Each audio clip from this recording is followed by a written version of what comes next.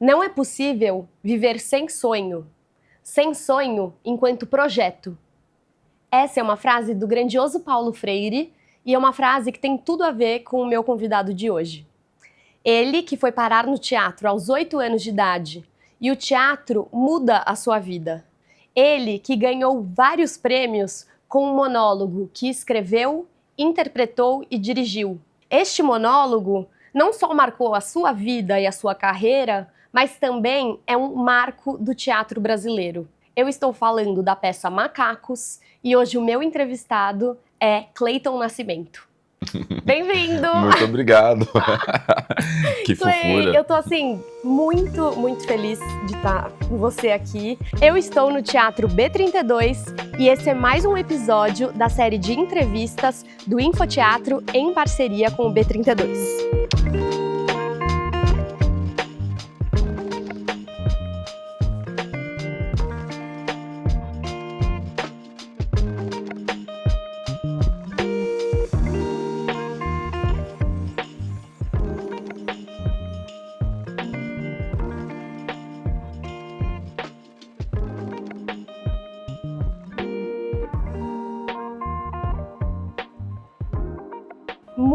Muito feliz de estar com você aqui. Comentei com você antes da gente começar que ontem, pesquisando sobre a vida do Cleiton, fazendo a pauta, eu fiquei emocionada literalmente, porque você fala muito da educação e para mim assim, a educação me comove muito.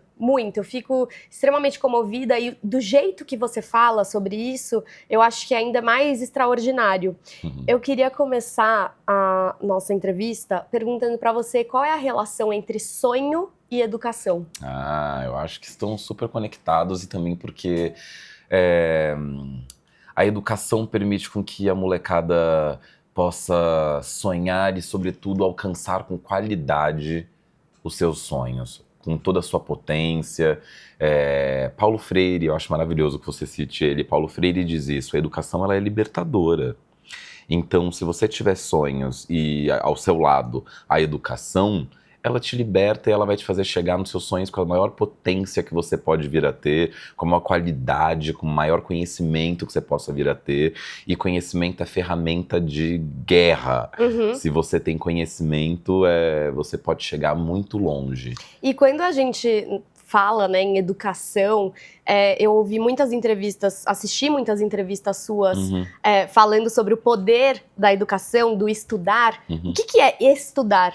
Como que começa esse movimento? Estudar é decodificar o mundo. E é você ter curiosidade em relação ao mundo, é você querer ler o mundo, é você querer entender o que está acontecendo, é você ler e ler sobre tudo. É você descobrir coisas novas, você abrir novos caminhos mentais. E é muito complexo eu falar para as pessoas: estudem, num país que a gente sabe que às vezes tem muita questão com a educação. Então, estudar também é uma coisa que é muito conectada com um desejo, uma forte curiosidade interna de querer saber como as coisas funcionam, de querer entender essa sociedade, como ela se dá. Seja lendo um grande livro, seja lendo uma revista, seja conversando com as pessoas que estão ao seu redor, seja conversando com o tio e com a tia do teu bairro, porque são pessoas que podem te falar mais sobre o mundo e também são jeitos de você conhecer aquilo que está te circulando. É um pouco por aí. Porque quando a gente fala, né, em educação, pelo menos pra mim, me vem muito à mente uma questão: agora vou sentar, deixa eu pegar aqui uma caneta e vou estudar. Né? Então, parece algo muito distante, sabe?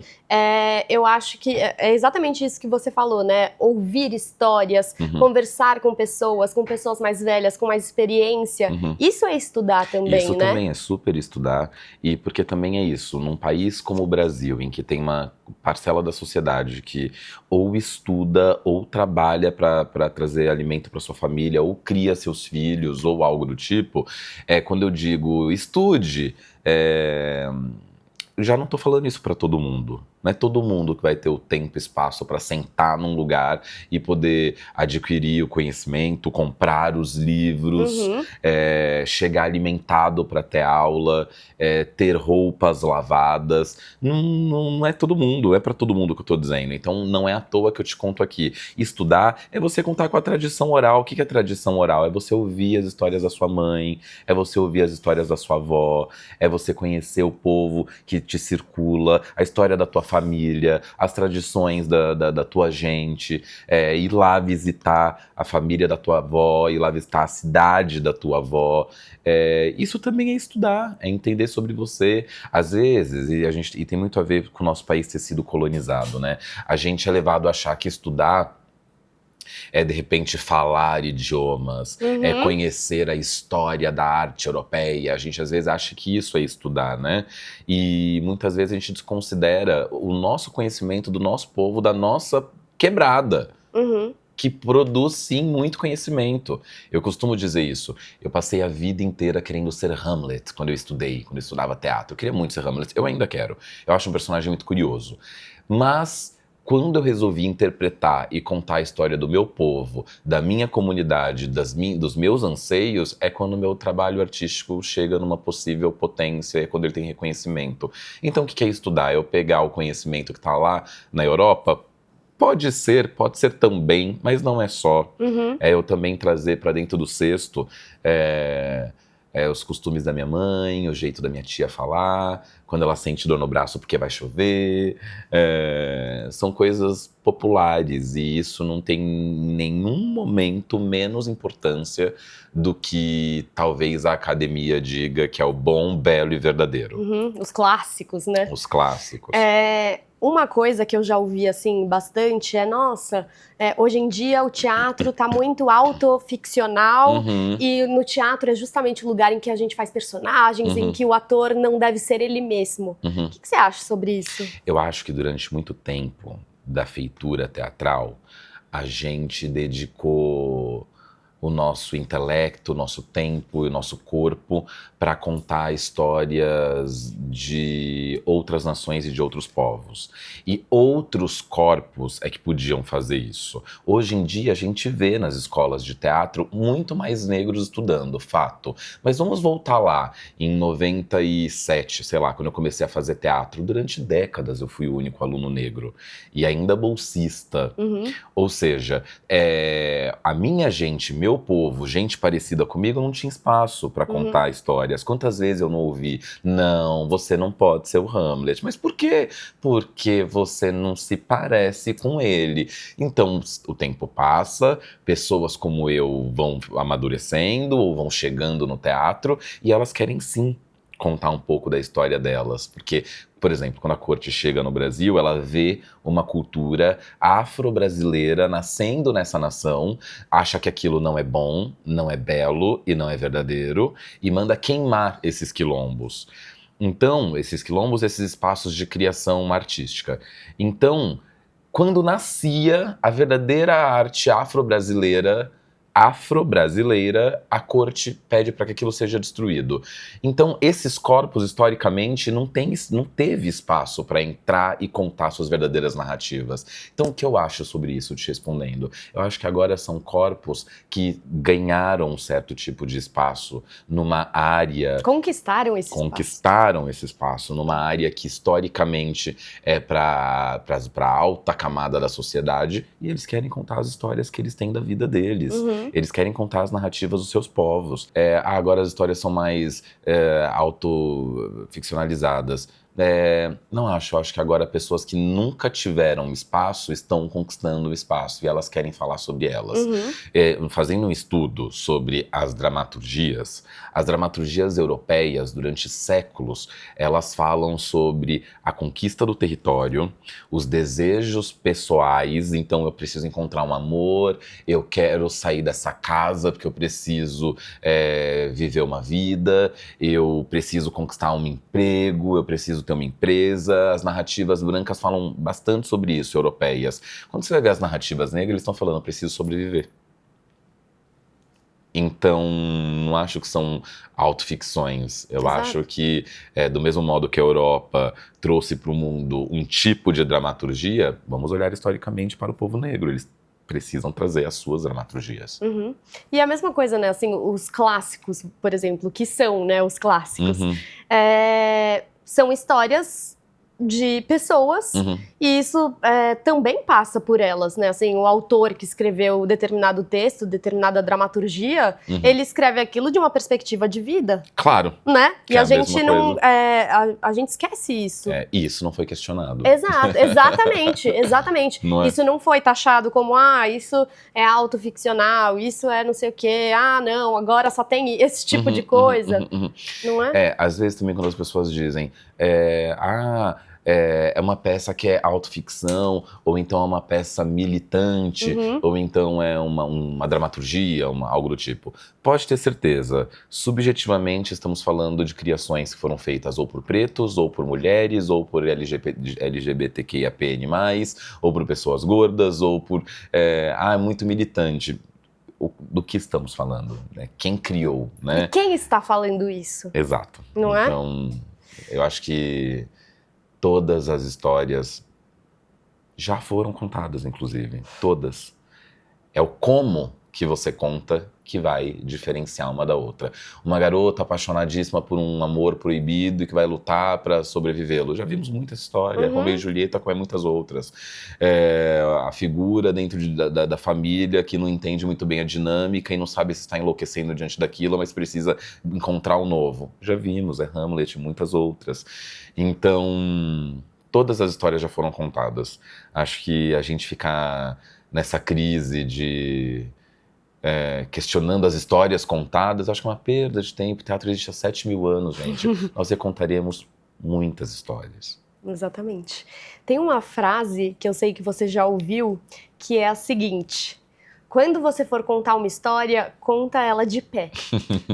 Quem que te falou essa frase? Meu pai, meu queridíssimo pai, que tanto me ensinou. Falar do meu pai é uma coisa que me emociona, porque ele já não está mais aqui atualmente, mas foi um homem que me ensinou a contar histórias, a ter prazer em contar histórias, me ensinou sobre pausa dramática, sem ele saber esse termo, sem eu saber esse termo, me ensinou a importância de colocar o corpo para a função de contar uma história.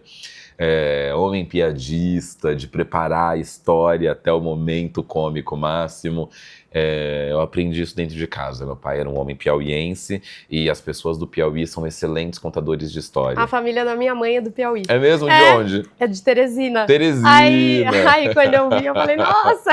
Que legal! Eu sou muito apaixonado pelo povo do Piauí. É um povo de coração bom, é um povo honesto, é um povo super da paz e excelentes contadores de história. Então, acho que quem me formou a ser contador de história é meu pai. Que frase potente, simples. Filho, quando você for contar uma história, conta de pé. Isso. Né? É de uma grandiosidade, é um ensinamento precioso. E não podemos dizer que isso não é conhecimento. Exato. Não é acadêmico. Exatamente. Mas onde isso deixa de ser produção de conhecimento? Exatamente. Então, confiar no nosso povo e na nossa cultura popular. Exato, na origem, né? Das coisas. Eu sei que você teve aula com a Nidia Alicia. E ela falava que, olha, essa daí não é a sua voz. Quando que você encontrou a sua voz? É uma ótima pergunta, né? Porque ela tem uma coisa física e subjetiva ao mesmo tempo. Eu sou um homem baixo e sou magro. Então as pessoas esperam que a minha voz corresponda a essa corporalidade, mas eu venho de um pai de voz grave e isso está em mim. Então quando eu fazia aula de canto com a Nidia Alicia, ela não entendia um corpo franzino com uma voz grave. E ela dizia, mas essa é a sua voz, garoto? É a que eu tenho, Nidia. Então, hoje eu olho para trás e penso que bom que tive aula com Nidia Alicia. Eu ouvi a história de Nelson Rodrigues da fonte. É mesmo. Então, foi tudo muito valioso. Quando eu encontro a minha voz, quando eu começo a dedicar meu tempo, espaço, minha cultura e minha criação para falar da minha gente, do meu povo, da minha nação. Aí eu acho que encontro minha voz.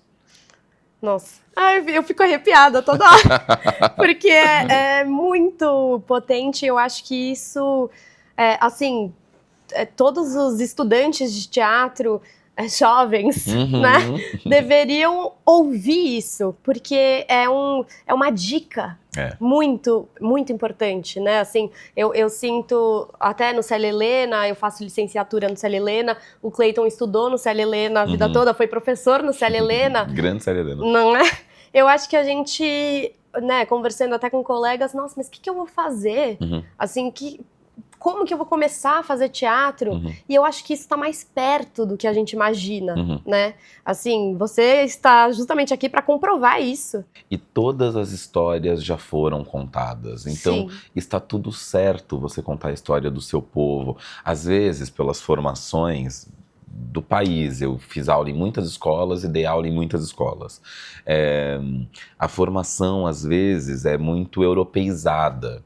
Então a gente demora para acreditar que a história da nossa gente tem a sua potência, tem a sua qualidade. E aí tem muito. O povo brasileiro é de uma história complexa e belíssima. Ao mesmo tempo, muita dor, muito sangue, mas também muita vitória, muita união popular. Nosso país tem uma história encantadora, apesar de muitos pesares.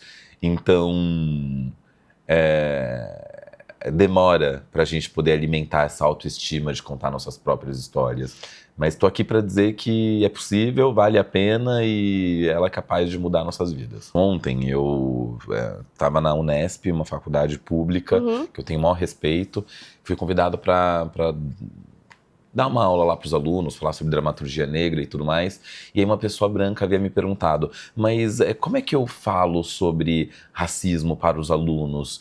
E aí eu pensei sobre isso ali com ela enquanto a gente jogava junto, que o povo preto sabe o que é o racismo. Eu sei o que é o racismo. Eu sei quando eu entro numa loja e o silêncio que se faz, ou quando eu entro num restaurante e as pessoas silenciam com a minha entrada, ou quando perseguem pessoas em loja, ou quando pedem para uma pessoa mudar o cabelo para conquistar a vaga de emprego, ou. Disso eu já sei, disso o povo negro também já sabe. Então talvez seja um bom momento para que a gente convide pessoas brancas para que elas também reflitam sobre o racismo. É importante que pessoas brancas também façam isso. Então a mesma coisa, por exemplo, o Brasil é o país que mais mata pessoas LGBTQIAPN+, do mundo. Então eu convido que pessoas que não sejam LGBTQIAPN+, reflitam sobre isso. Por quê? Porque essa comunidade já sabe que é atacada e que morre. Então precisamos de que a outra parte da sociedade reflita sobre esse assunto. E se responsabilize. Exato. Que eu acho que isso é talvez o pulo aí. Porque é muito difícil se responsabilizar e é imprescindível para que haja alguma mudança. Eu sei que a peça está no 8º ano, né? A peça Macacos está indo para o seu 8º ano? Ou... Está no 8º ano. Está no 8º ano. Desde que você começou com a peça até hoje, você acha que mudou alguma coisa na conversa que se tem sobre o racismo? Mudou alguma coisa no texto, na sua vida? Muitas mudanças. Muitas mudanças. Muitas mudanças. A peça Macacos, do básico, me faz me mudar muito. Esse ano eu viajei 11 países, Nossa. Então eu tô caminhando, conhecendo muitos lugares.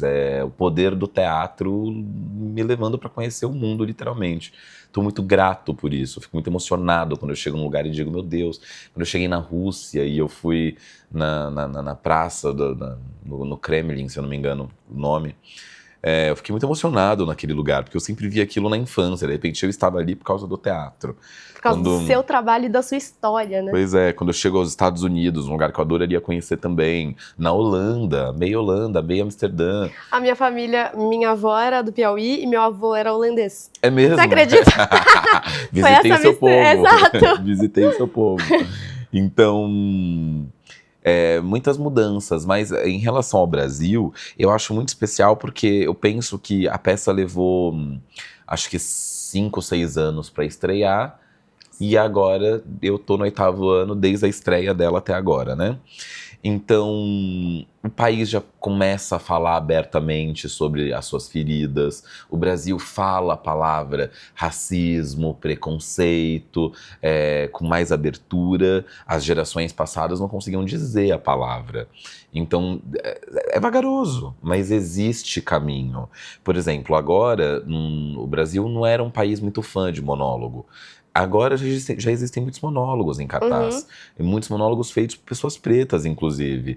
Então, sim, isso é um signo de mudança. As cotas que levaram pessoas pretas para dentro das universidades. Eu entrei na Universidade de São Paulo 1 ano antes da chegada das cotas. Eu era o aluno negro sozinho ali. Não à toa, quando dá 10 anos de cotas, Macacos estreia. Isso não pode ser à toa. Porque enquanto eu estava dentro da universidade pública, eu via pessoas negras chegando, o tipo de ensino e as fontes de pesquisas também mudarem. Eu fui me apropriando de mim mesmo, de mais conhecimentos. Então, com certeza, muita mudança aconteceu, muita lei mudou, muita pessoa preta entrou na política, muita pessoa preta está em alguns cargos de poder, isso pode aumentar sempre mais, mas começamos a refletir sobre a importância de ter diversidade nos espaços de trabalho, em elencos, em equipes. As coisas mudaram. Temos mais mudanças? Tem muito mais coisa para mudar. Mas viajando o mundo, e eu adoraria dividir isso aqui com você, nós estamos em movimento. O Brasil é um país que, sim, é muito aberto para diálogos, por mais que tenham muitos pesares. Quando eu olho o Brasil em relação aos outros países do mundo, aos quais eu mesmo visitei, eu vejo que é um país que está aberto para muito diálogo, fala abertamente sobre muitas coisas, existe uma breve liberdade de ser quem se é no Brasil. Por mais que isso assuste a gente, será que é mesmo? Olha, conhecendo o mundo lá fora. Você olhando sob outra perspectiva, né? Sim. Nossa, tem uma frase, né, do filme Medida Provisória, que é: a gente nota enquanto a história está acontecendo.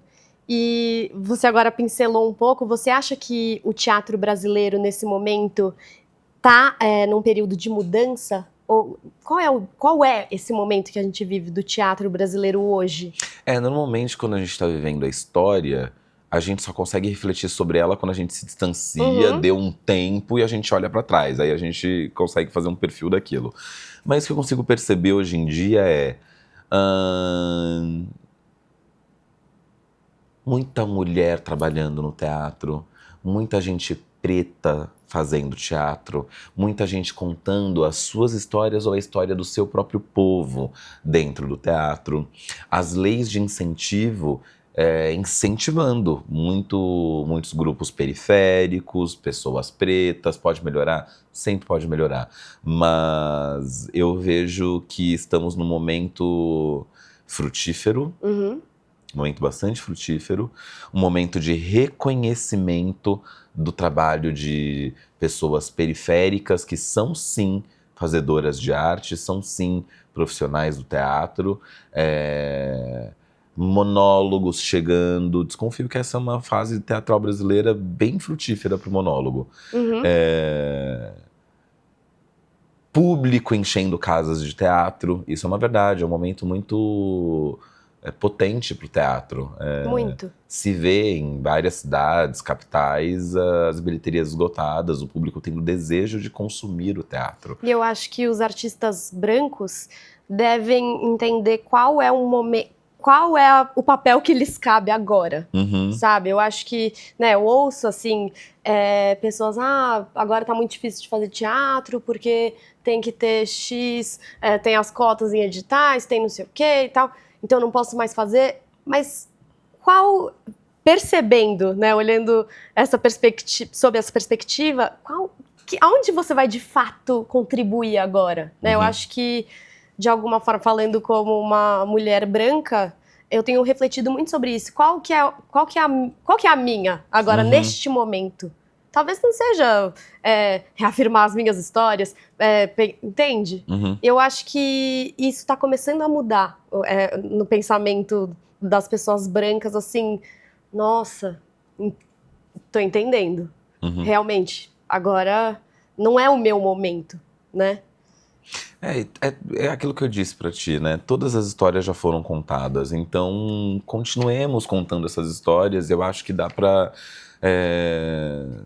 todo mundo, dá pra todo mundo trabalhar junto, estudar, mas também é entender que passamos por séculos negando a potência artística, social, cultural, política, filosófica de corpos, sobretudo aos negros, que nesse país foram secularmente escravizados.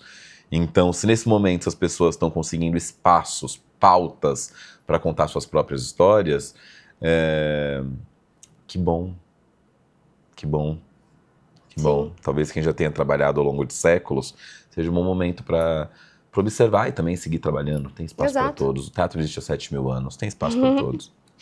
Eu, né, vendo todas as suas entrevistas, eu pensei, nossa, assim, existem muitas entrevistas que você já deu, e eu fiquei me perguntando, que te faz querer falar ainda mais? Assim, que te faz topar estar aqui hoje, sabe?